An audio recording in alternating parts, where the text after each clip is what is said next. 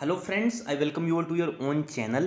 तो दोस्तों, इस वीडियो में हम बेसिकली डिस्कस करेंगे इस वीक की सारी टेलीकॉम सेक्टर की न्यूज़। तो वीकली टेलीकॉम अफेयर शो में मैं आप सभी का स्वागत करता हूं। बात करेंगे हम इसमें Bharti Airtel, Vodafone Idea, Reliance Jio, BSNL, तो सभी जितने भी टेलीकॉम सेक्टर हैं उनकी हम जो भी मेन इंपॉर्टेंट न्यूज़ है वो वन बाई वन देख लेंगे। स्टार्ट करेंगे हमेशा की तरह भारतीय एयरटेल से। सो भारतीय Airtel forms new telecom entity for big digital push. तो भारतीय एयरटेल आप देख सकते हैं किस तरह से हर एक कोशिश कर रहा है जिसके थ्रू उसका जो बिजनेस है वो एक्सपेंड हो सके।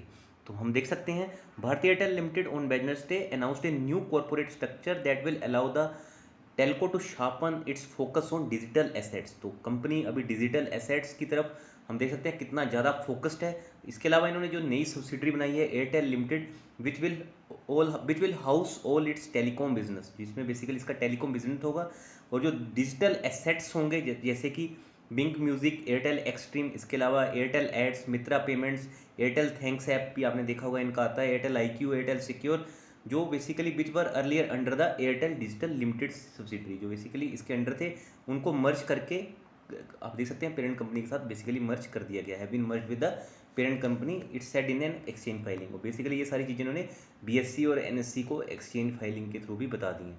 तो आप देख सकते हैं कि भारतीय एयरटेल यहाँ पे किस तरह से अपने आप को लगातार कॉम्पिटिटिव रखने के लिए पूरी कोशिशें कर रहा है। Airtel emerge stronger from several near death experiences including Jio entry Mittal. तो हमने देखा किस तरह से जियो की एंट्री हुई थी 2016 में, सब कुछ फ्री कर दिया था उन्होंने 1 ईयर के लिए। उसके बाद उन्होंने कुछ एडिशनल टाइम पीरियड भी दिया। तो उस टाइम पे बहुत से टेलीकॉम ऑपरेटर्स आपको पता बंद भी हुए उस ड्यूरेशन में, बट एयरटेल फिर से आप देख सकते हैं इमर्ज स्ट्रोंगर, उनसे आप देख सकते हैं कितना स्ट्रॉन्ग होके निकला है। इससे पहले भी उन्होंने बताया कि सुनील भारती मित्तल जी ने कि इससे पहले भी काफ़ी बार ऐसा हो चुका है। आफ्टर 2003-4 में भी ऐसा हुआ था when telcos was on the verge of collapse. उसके बाद 2008-10 में क्या हुआ जब 12 न्यू टेलीकॉम को बेसिकली यहाँ पे लाइसेंस दिया गया, उससे भी बेसिकली प्रॉब्लम हुई क्योंकि क्या हुआ कंपटीशन बढ़ गया था उस टाइम पे भी। तो उस टाइम पे भी थोड़ा सा एयरटेल के स्टॉक पे हमें फ़र्क पड़ने को देखने को मिला था। Next is Airtel Jio pays ₹2306 crore to government for advance spectrum allocation. तो एयरटेल और जियो ने अपने देख सकते हैं दोनों ने मिलकर पेमेंट जो इनको करना था वो कर दिया है। The department telecom said it has received payment from Airtel and Reliance Jio for unsold spectrum blocks in place of spectrum blocks they acquired in the same band assign to them for later dates. तो ये एक अच्छी news है कि companies के पास, दोनों companies के पास अच्छा खासा कैश पड़ा है और वो जितने भी इनको स्पेक्ट्रम से रिलेटेड ड्यूज़ है वो क्लियर करते जा रहे हैं। Next is new corporate strategy credit neutral for Airtel INDRA। तो आप देख सकते हैं INDRA क्या है, इंडियन, जब से आप सकते हैं इंडिया रेटिंग एजेंसी है।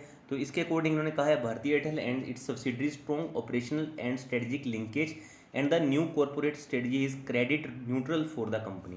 तो इन्होंने बेसिकली यहाँ पे क्रेडिट न्यूट्रल का टारगेट टैग दिया है बेसिकली, क्योंकि यहाँ पे आप देख सकते हैं इन जो भी इनकी सब्सिडरीज है उनको काफ़ी आप देख सकते हैं स्ट्रॉन्ग माना जा रहा है। आप देख सकते हैं इन्होंने लिखा है its subsidiaries are strong operational and having strategic linkage.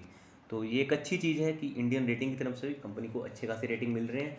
Already हम देख चुके हैं कि अच्छे अच्छे ब्रोकर्स भी अच्छा खासा टारगेट एयरटेल का दे भी रहे हैं।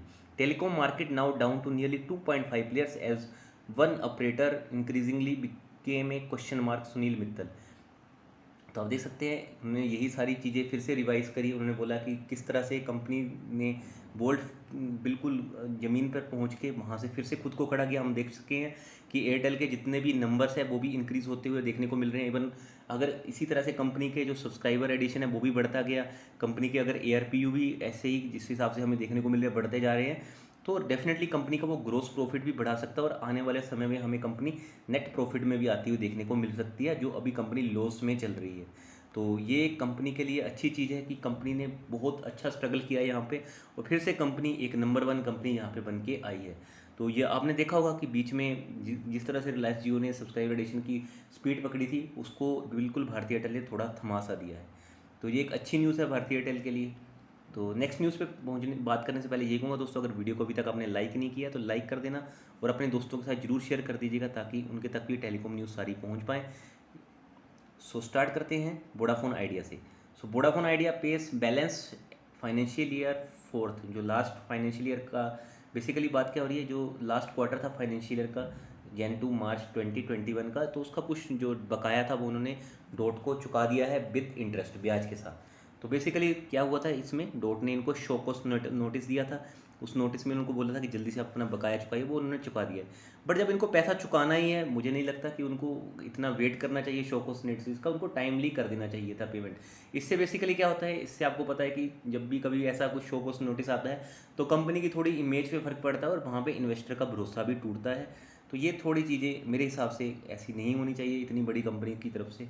तो देख सकते हैं Vodafone Idea has set its remaining licence fee, it has paid remaining licence fee due with interest for the fourth quarter for the previous physical. Vodafone Idea appoints new EVPs. तो EVPs क्या है यहाँ पे, executive vice president. तो marketing और technology security में इन्होंने जो नए मार्केट जो बेसिकली ईबीपीस थे, जो एग्जेक्टिव थे, उनको अपॉइंट कर दिया है। तो ऑलरेडी हमने देखा था कि कुछ यहाँ पे एग्जेक्टिव्स पोजीशन भी छोड़ के गए थे, बट अभी यहाँ पे कंटिन्यूस अपॉइंटमेंट होने भी स्टार्ट हो चुके हैं।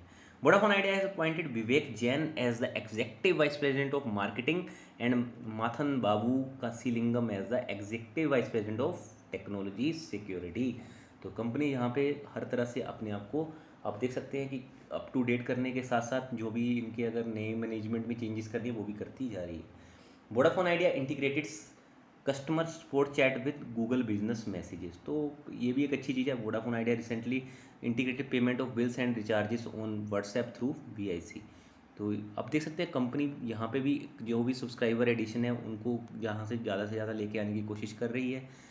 तो यही कहना चाहूँगा कि कंपनी के ऊपर आपको फोकस रखना चाहिए। ये नहीं कि कल को आप जाओ तो एक बड़ा अमाउंट फंसा दो।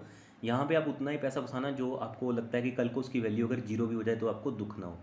क्योंकि जब तक यहाँ पे कोई बड़ा इन्वेस्टर नहीं आएगा, ठीक है, जब तक कोई बड़ा इन्वेस्टर नहीं आएगा तब तक यहाँ पे हमें एक बूम आता हुआ देखने को भी फिलहाल मुझे नहीं लगता ऐसा मिल सकता है। Vodafone Idea on Monday said it has integrated with VIC chatbot with Google Business Message for providing 24/7 real-time customer support to all its users on smartphones. Jio deploys, तो बेसिकली रिलायंस जियो से रिलेटेड न्यूज़ है, NB-IoT service for Tata power DDL smart meter. तो देख सकते हैं Reliance Jio has deployed its first commercial narrow band internet of things service for Tata power Delhi distribution smart meters. तो आप देख सकते हैं कि रिलायंस जियो ने यहाँ पे अपना जो first commercial narrow band internet of things था उसको बेसिकली टाटा पावर जो बेसिकली डेली डिस्ट्रीब्यूशन है उसके लिए जो उसके स्मार्ट मीटर्स हैं उनके लिए प्रोवाइड किया है।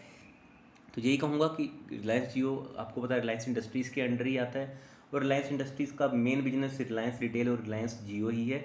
यहाँ से कंपनी ज़्यादा पैसा कमा रही है। अगर दोनों में से कंपैरिजन करूँ तो रिलायंस जियो रिलायंस इंडस्ट्री का एक आप कह सकते हो मेजर सोर्स ऑफ इनकम है।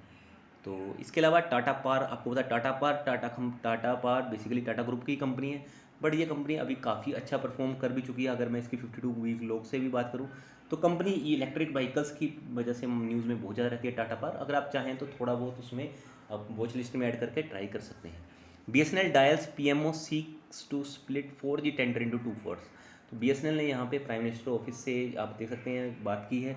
ये चाहते हैं कि 4G स्पेंड जो भी इनका जो स्पेक्ट्रम है उसको 2 पार्ट में बेसिकली स्प्लिट किया जाए। तो आप देख सकते हैं BSNL has informed the PMO that it intends to float a fresh notice inviting tender for 5000 4G sites and split 4G rollouts into 2 parts, part A and part B. Part A में 57,000 के around sites आएंगी और जो part B है उसमें 50,000 के around site आएगी। तो कौन से यहाँ पे टेंडर रहते हैं, किनको टेंडर मिलता है, क्योंकि यहाँ पे आत्मनिर्भर भारत की तरफ भी हमने देखा है कि बहुत ज़्यादा पुश मिल रहा है, आत्मनिर्भरता की भी बहुत बातें हो रही हैं। तो वो सारी चीज़ें देखनी होंगी कि चाइनीज़ वेंडर्स हैं जो बेसिकली हुआबी एंड जेटी उनको डीबार किया जाता है या नहीं किया जाता है, क्योंकि अभी ऑलरेडी आपको पता है इंडिया का स्टैंस थोड़ा सा चाइना के प्रति थोड़ा रुख साफ भी अच्छा भी होता हो जा रहा है। हम नरम की क्या बातें कर सकते हैं कि नरम होता जा रहा है, बट फिर भी जो भी आगे होगा वो हम सब बन करके आने वाली वीडियोस में देखते रहेंगे। तो चलिए दोस्तों, इस वीडियो में इतना ही था। Thanks for watching.